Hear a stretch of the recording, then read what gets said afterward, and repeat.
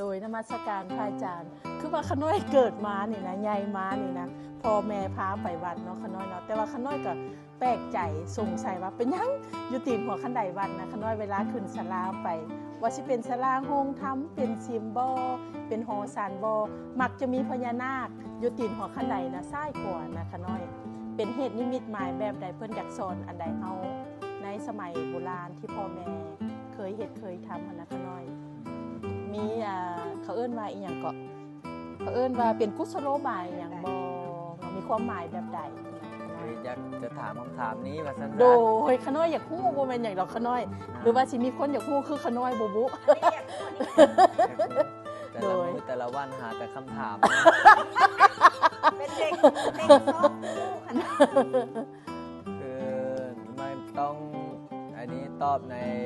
แง่มุมส่วนตัวโดยก็สิขอตอบเป็น2ประเด็นโดยขน้อยถ้า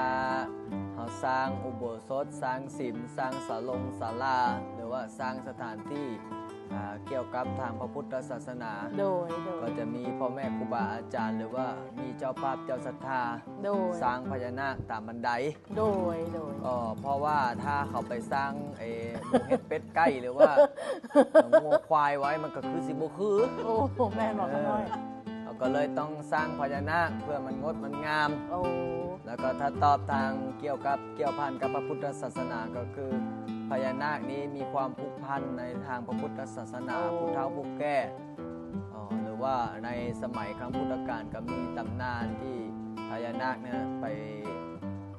เฮ็ดปกฝนปกลมหรือว่าไปปกปักรักษาพระพุทธเจ้าตอนที่เพิ่นบำเพ็ญเพียรอยู่เมือง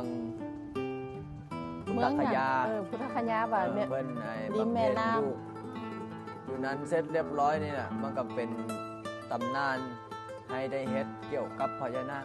ก็เลยบ่มีว่ามีหมูเฮ็ดเป็ดไก่หรือว่าไปปกปักรักษาพระพุทธเจ้าบ่มีแต่ตำนานเกี่ยวกับพญานาคแล้วก็มีหลายอย่างที่มันมีในตำนานเนาะมีในพระไตรปิฎกก็คือเกี่ยวกับพวกพญานาคแปลงกายมาบวชเป็นพระเป็นเจ้าทีนี้ก็เลยเขาก็เลยต้องมีความเชื่อว่าพญานาคนี่ต้องผูกพันกับพระพุทธศาสนาโดยตอนพระพุทธเจ้าเพิ่นลอยธาตุอยู่แม่น้ำก็ไปทึกหัวพญานาคเสียงทายหันบอกขน้อยเสียงทายถาดว่าเพิ่นสิได้ตัดสรู้ขอให้ถาดหันทวนกระแสน้ำนั่นแหละก็เลยความเชื่อของคนเฮาก็เลยว่าเฮ็ดสิ่งใดมันก็สมมติว่าเกี่ยวพันกับพระพุทธเจ้าได้เขาก็จะเฮ็ด